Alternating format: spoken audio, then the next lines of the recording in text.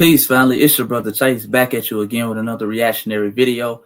And today we're going to be breaking down a Pan-Africanist. This Pan-Africanist, I've never seen or heard of him before, but he was on, I believe it's called We Hold These Truths podcast. Shout out to them. And they were interviewing him, and he started breaking down or talking about FBA or Foundational Black Americans. And I thought it was very interesting. I thought we can get a lot of good insight and breakdown from this video and this clip. So with that being said, man, let's go ahead and get straight into it. Make sure you like the video, subscribe to the channel.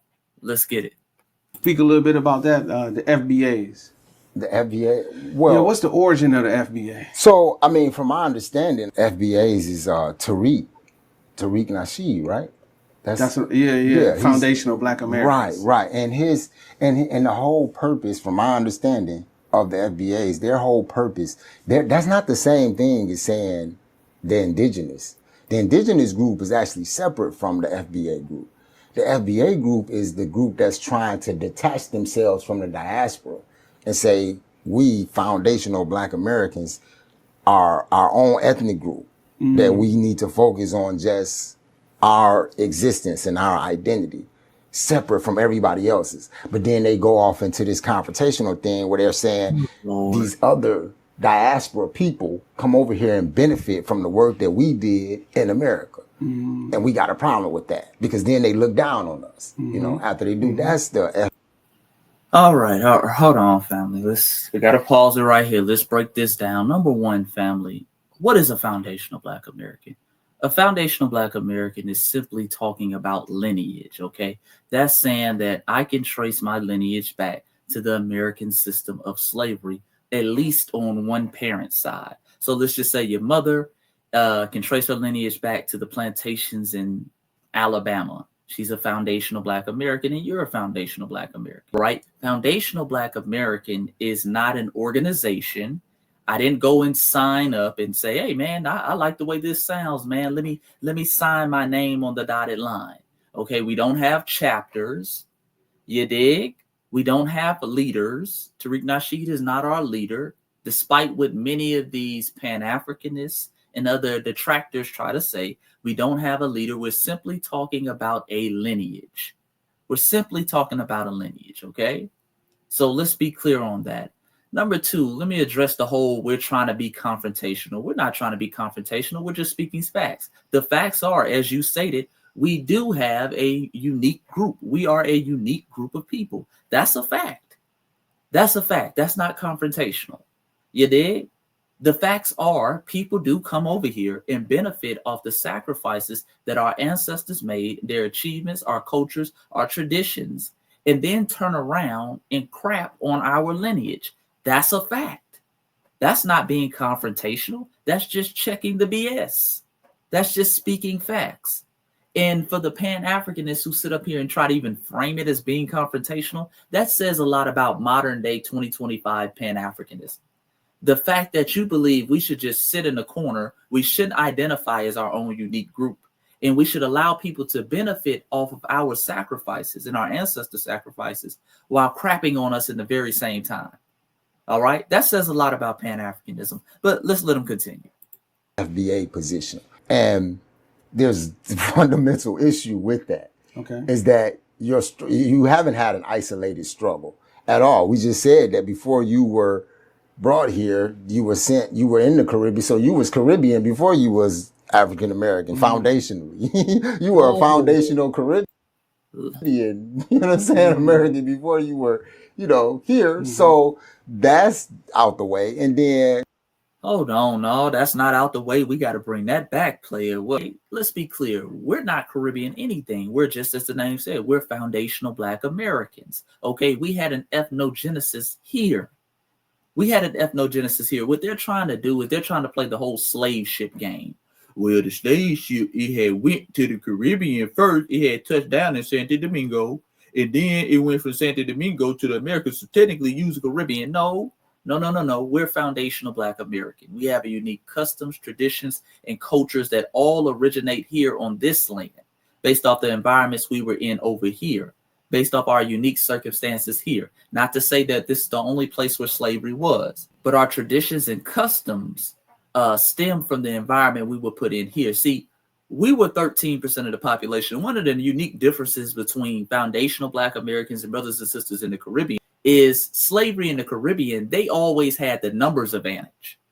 That's why a lot of people ask us, oh man, why were there so many more revolts in the Caribbean? Well, hell, in the Caribbean, many times on islands like Jamaica and Haiti, the enslaved was the majority of the population. We've never been the majority of the population here in the United States of America. 10%. They made sure they put in laws and statutes into place to make sure that we did not outnumber white people here.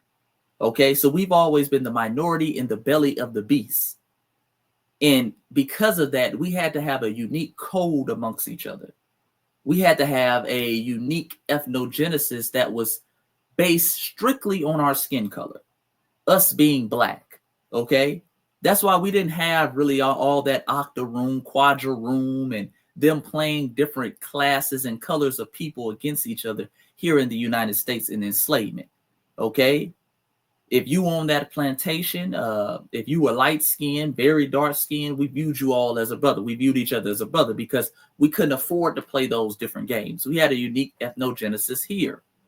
Okay. Also, it's very interesting. They never make that argument when it comes to Caribbean people. This whole argument, well, the boat was here first. They never say, well, there's no such thing as a Jamaican. There's no such thing as a Haitian. There's no such thing as a Trinidadian, a Cuban. Those were just Africans. And those Cubans and Haitians don't really exist. They never say that. They respect their ethnogenesis. Respect our ethnogenesis. Don't sit up here and talk about, hey, man, well, the boat touched Santo Domingo first and then it went to America. No. We had a unique ethnogenesis here. We are foundational Black Americans. Just like that boat before it was in Haiti, that boat before it was in Jamaica was somewhere else too. But they had an ethnogenesis and it came to be known what we call Haitian culture, Jamaican culture, Cuban culture. We respect that, respect our ethnogenesis as well. And number 3, there were already, and it seems like I got to bring this up in every video, there were already people who look like me in America before any colonizer came with any slave boats here. Before them boats touched the Caribbean, before them boats touched Africa or anywhere else, there were already people who looked like me here. Okay? You can look at the works of PGF Von Wreck when he went and visited the Yuchi Nation in the 1700s. The Supreme Commander, jet black like me. Okay, he painted them. Those paintings are in museums now to this day. You dig? You can look at the works of people like George Langford, who went out to the Californias and talked about the black-skinned people. He said Negro-like noses, Negro-like lips.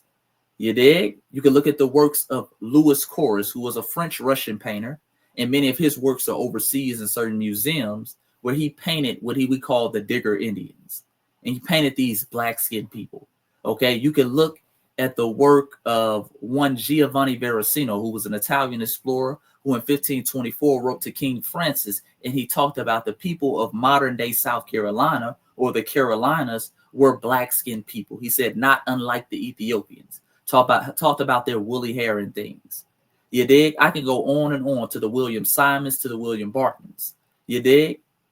But these are things we need to understand. There were already indigenous people who look like me, black-skinned people here in the Americas. This is not a conspiracy. This is facts. And these same indigenous people were mixed and put on the same plantation as brothers and sisters who were put in shackles and chains and came from Africa. And they amalgamated together, and that gave us what we call foundational Black Americans, a very unique ethnogenesis in this country. Okay, and it shouldn't be confused with anything else. So let's be clear about that. On top of that, throughout your struggle, there has always been the influence of the diaspora, whether through individuals or through, collective movements that were occurring throughout the diaspora as they were occurring in America. But even more particular, people within the American struggle, their leaders, and a lot of your change makers or a lot of and they're not even so much as looking at struggle, they're looking at culture and entertainment and all, even that. There's always been an influence of Jamaicans and Haitians and, Dominicans, maybe to a lesser degree, Africans, it's always been, you don't have an isolated culture. Okay. Number one, let's be clear. No one has ever said that other groups of people haven't come in and had a positive influence on foundational Black Americans. Let's be clear. Nobody's ever said that. And I wish they would stop trying to act as if that's what we're saying. What we're actually saying and what we actually point out is this whole thing where they over exaggerate their influence. They try to act like, damn, they are the culture. There would be no FBA culture without these Caribbeans or Africans. That's false. That's false. Okay, let's bring up a couple of popular names because they always bring Marcus Garvey. Marcus Garvey came over here to instill the Tuskegee model. That's what he said. Marcus Garvey was a huge fan, okay, and huge follower of foundational Black Americans like Booker T. Washington. Okay, that's why he came to the United States. Unfortunately, Brother Booker T. Washington passed away before he could meet Marcus Garvey. Booker T. Washington is also the one who told him to go up north.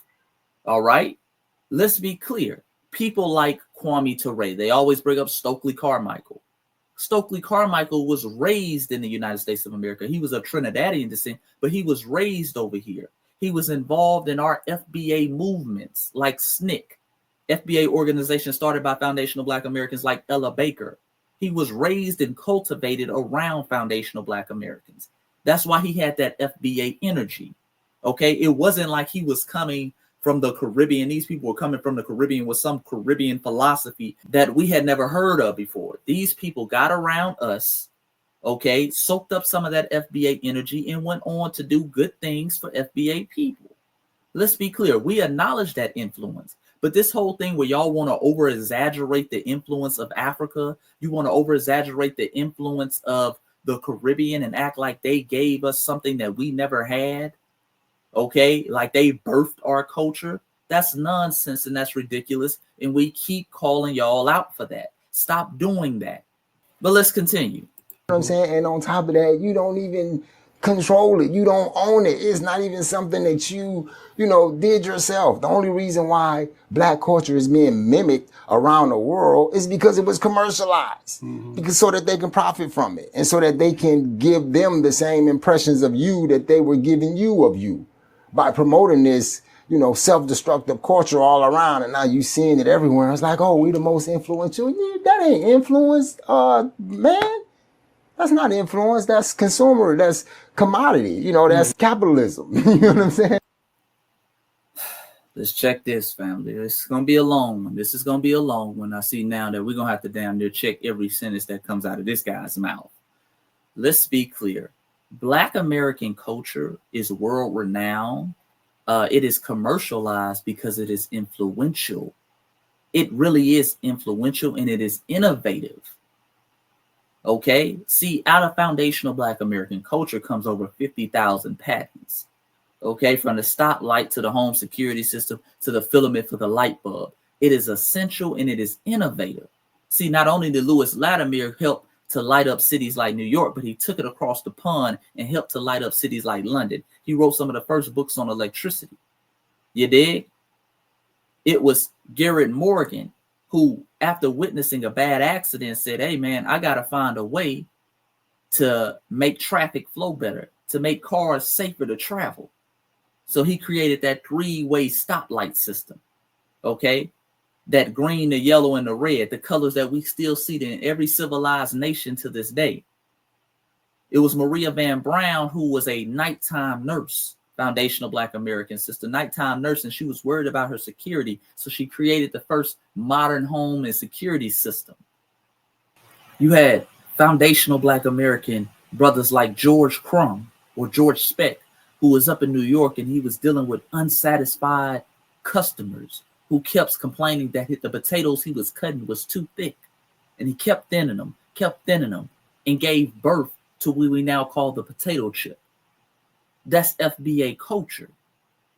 FBA culture is brothers and sisters who were tired of seeing foundational Black Americans dying in the streets of Pennsylvania in what is called the Hill District, the historical FBA neighborhood out there in Pennsylvania, in Pittsburgh. And they said, you know what? We need to go to the commissions. We need to go to the people in charge, and we need to do something about that. Out of that meeting came the first paramedics. Out of that meeting came the first ambulance service and the first paramedics in the world. Foundational Black Americans out the Hill District who went on to save thousands of lives. Hell, their ingenuity went on to save millions of lives. That's FBA culture. And FBA culture is not degenerate. Notice how he tried to equate it to degeneracy, because they always equate something negative with our culture, but never are thousands of patents, never are inventions. Let's be clear, and we can go on more. You have brothers like Charles Page, who created the airship before the Wright brothers did. But ironically, his airship was stolen when he went to send it off to a festival, off into a show. Okay, you have people like Charles Chappell, who built one of the first railway systems in Africa, foundational Black American brother, okay, and created one of the models for the first long distance airplane. See, our creations, out of our culture comes innovation. That's why it's commercialized. That's why it goes global. We do things the world has never even seen before. You dig? We create sound and music that the world has never even heard before. And when they hear it, they like, damn, what is that? When James Brown first hit that beat on the one, the world said, hold on, sit back. You dig? You can't commercialize something that isn't influential, that isn't popping. There's thousands of cultures around the world. Why aren't those cultures commercialized? You dig? If they were so influential, we're influential. See, they like to play this little game. Pan-Africanists do this, and especially Black immigrants do this. I'm starting to wonder where's this dude's family from, by the way, too. They do this thing where they act like, well, the only reason people know about Black Americans in our culture is because you're in America. Nigga, we built America. The only reason you know about America is because we built it. Okay? America wouldn't be America without foundational Black Americans. That's the reality, family. Our culture transcends global borders. It transcends race. Our culture was always viewed as so contagious, it can change anybody's mind. This is why a lot of people don't know Adolf Hitler in Nazi Germany, they banned jazz music. Okay? During the height of his regime, they banned jazz music because they viewed it as contagious. They said, man, listen, if our soldiers start hearing some of that jazz music that comes out of America, that foundational Black Americans are playing, that they refer to as nigger music, okay, this could change their whole perception on superiority, on race. We might have a hard time controlling them. Look that up, family. See, our culture has always been viewed as so powerful and so influential. And let me address the last thing. This whole thing that they like to say that, oh, you don't control it, you won't own it. We still invented it. We still invented it. We still come up with stuff left and right. And number two, y'all don't own nothing. Them folks come in Africa and take stuff as they please. Them folks controlling the pyramids now. I've been to Egypt. Ain't no Black folks running them pyramids. Y'all ain't controlling y'all culture. Ain't nothing but Arabs up there at the pyramids. They soliciting, they selling stuff, they charging folks to come in. Hell, when you go to Egypt, you can't even get a Black tour guide. You can't even get one of a Nubian brother or sister tour guide. You got to get one of them Arab tour guides or a white tour guide out there. Let's be clear. Y'all ain't owning and controlling nothing as Pan-Africanists. Nothing. Not even the resources, not even the resources underneath your feet in Africa. So let's stop with the ownership and the control. Let's stop with that. Let's stop playing games. But let's continue. Where, we have a product and we finna promote it all across, and it just so happens that this product stems from the condition of a people that are here. But, we finna exploit that. And that's exactly what they did. So, but my issue in particular with FBA, bro, is that we're not fighting local struggle, bro. The doctrine of white supremacy, the power structure behind Western civilization that was established is not just in America. This might not even be the headquarters. It might be the highest concentration of it, but this is literally global. That's how they're able to have the control that they have. So when you realize that your struggle is global, why wouldn't your fight be? It don't make no sense for you to have something against people that are literally fighting the same enemy and struggle that you are. Stop the cap. Again, stop the cap. We don't have a problem with brothers and sisters fighting systematic white supremacy globally. I don't have a problem. I haven't got on this channel and spoke about CARICOM. CARICOM are brothers and sisters down in the Caribbean fighting for reparations against the colonizers who enslaved them. Salute to them. I'm not trying to interfere with that. I'm not undermining that. I'm not sabotaging that. I'm not sitting over here, man, y'all divisive. What about us? Why y'all trying to make it a Caribbean thing? I'm not sitting over there saying that. I'm not mad at brothers like the EFF, the Economic Freedom Fighters out there in South Africa, Julius Malema, who want to repatriate their land, to take back their land without compensation for these white farmers who stole it hundreds of years ago and who still control it. I salute that. You dig? I'm not mad at brothers and sisters in Namibia who are coming after Germany for the genocide that they put them through on places like Shark Island. I'm not mad at that at all. I'm not mad at the brother. What's the other brother name? I can't think of his name. Traore or something like that out of Burkina Faso. And he's doing this thing over there trying to get back in control of his tangibles and resources that his country rightfully owns. I'm not mad at that at all. Why are people mad at us when we decide to take care of home? When we decide to take care of home and we decide to get things that are strictly for us, oh, you're divisive. Oh, you got to worry about everybody else. No, family. And that's been our problem. We've been concerned ourselves with everybody else. What is everybody else doing? Oh, we got to fight this fight in Africa. Oh, a Nigerian lost his dog in London. Let's go do that. Oh, climate control. Oh, Latinos. We got to worry about everybody but us. We got to take care of home. Let me tell you, family, we're going to take care of home first. And then once our home is in order, we're going to take care of our neighbors. Once our neighbors in order, we're going to take care of our block. Once our block is in order, we're going to take care of our neighborhood. Once our neighborhood is in order, we're going to take care of the county, then the city, then the state, then the country, then you go global. You don't start off with your home out of order and then start going to somebody else's house telling them what they need to do and cleaning up their house. No, clean up your own house. This is why Pan-Africanism has gone nowhere. You got people living in shanty towns, living in third world countries, not saying that disrespectfully, trying to tell us what we need to do, worried about what somebody else is doing across the world. Stop it. We worried about our house right now. And don't let nobody shame you into worrying about what's going on in Timbuktu, into ignore what's going on in your house. Stop it. Well, let's continue. But you got a problem with them because of, and then we looking at most of the disunity between them is coming from individuals online. You don't know who these people is, but you're allowing, what they say to affect how you feel about a whole group. So you online arguing with a, Caribbean person, or an African person who's saying, oh, we're better than y'all.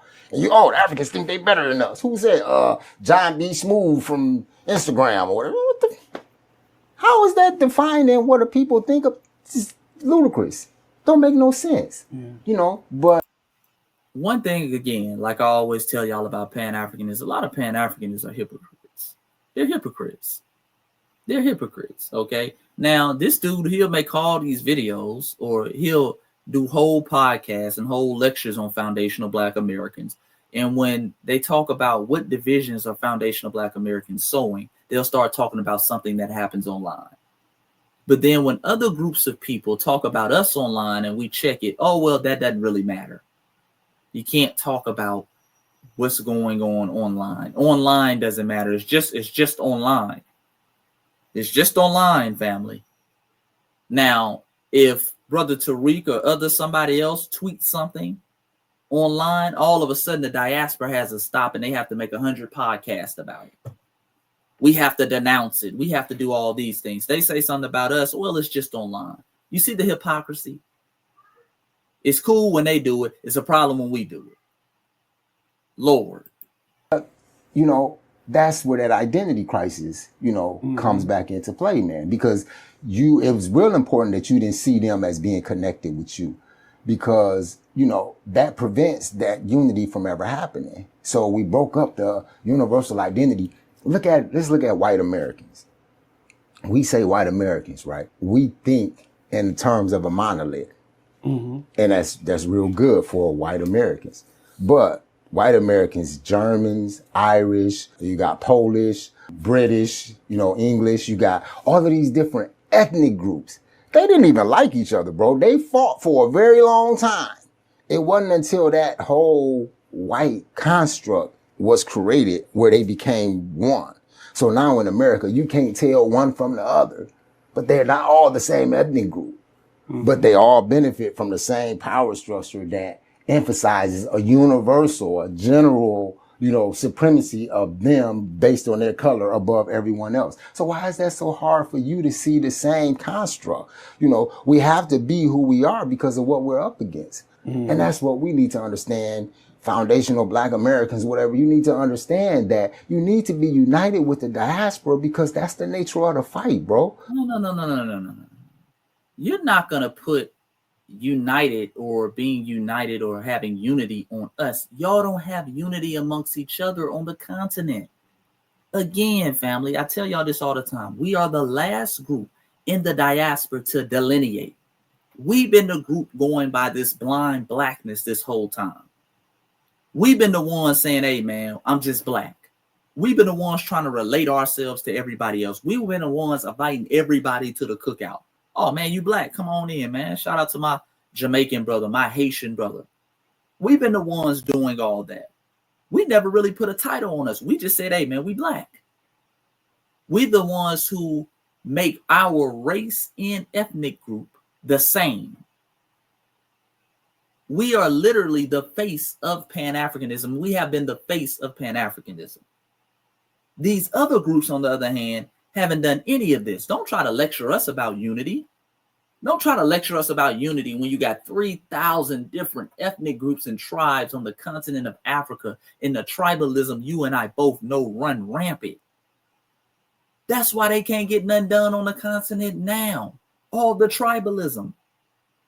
But they don't do podcasts about that. You did? They don't say if you're calling yourself Igbo, you're a hate group.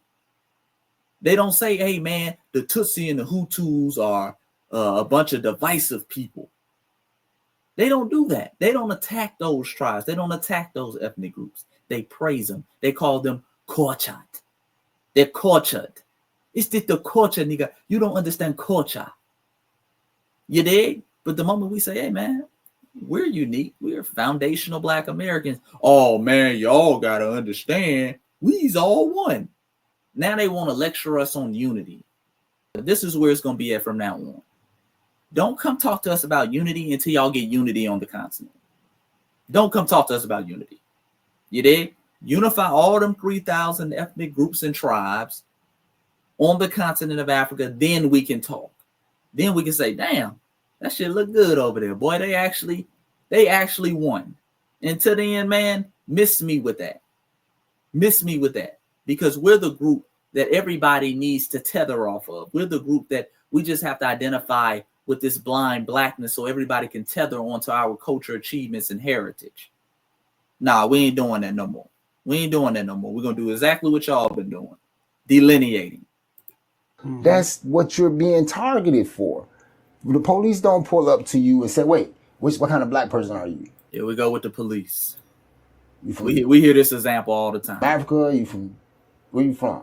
I only want the American Negroes. That's who I'm trying to hit upside the head. No, you, like Malcolm said, you catch hell because you black, man. So that's universal. So why would I have an issue with you? We fighting the same thing, especially because we're not fighting the same thing. Let's stop the cap. Let's be clear for this whole police example. Oh, when the police pull you over, they're not going to ask if you FBA. We never said they were. The problem ain't what they thinking about us and them asking us about FBA. The problem is how we see them. See, foundational Black Americans view the police and white supremacy different based on our lineage history. Other groups don't view systematic white supremacy the same way we view it because they have a different history and tied to this land. It ain't about how they view us, it's how we view them.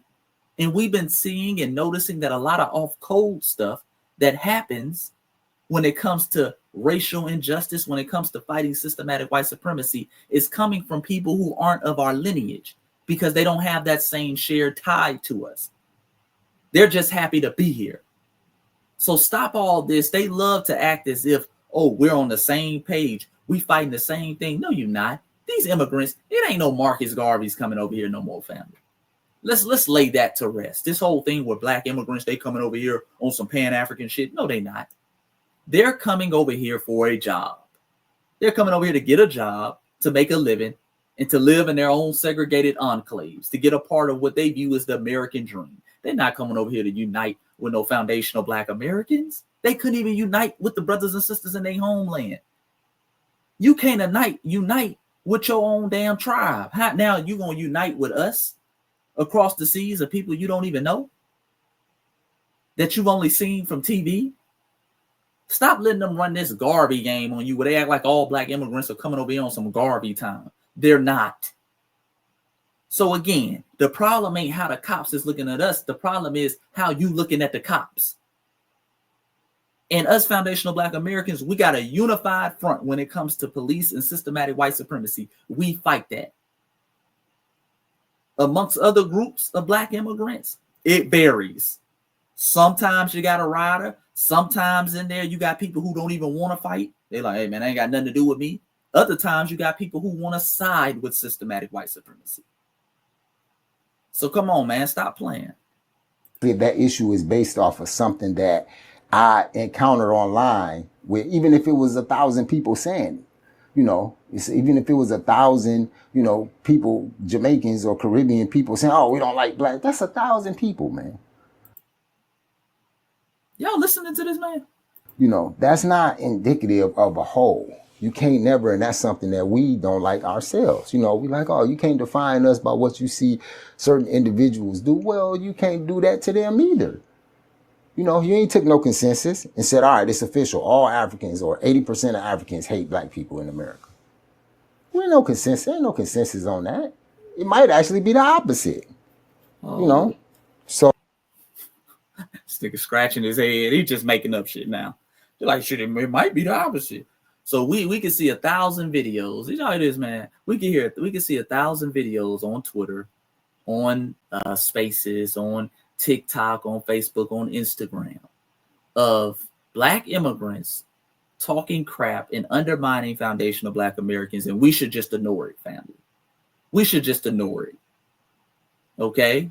We should just ignore it. So let me ask the Pan-Africanist, at what point do we address it? How many videos do we have to see? Does it need to be 10,000 videos? Does it need to be 20,000? How many videos do we have to see to address it? And again, the hypocrisy is so glaring because the moment they come across a video of a foundational black American like myself critiquing the diaspora, pointing out some of these derogatory things that the diaspora says about foundational black Americans, all of a sudden they lose their mind.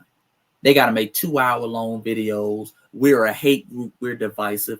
Y'all are hypocrites. Many of these modern Pan-Africanists are hypocrites. They can cast and stereotype. They can call us hate groups all day off of what an individual tweeted, off of a Twitter account, off of something they saw online. But the moment we do the same thing, oh my God, you're a hate group.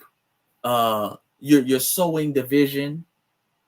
Like I said, it's cool when they do it. It's a problem when we do it.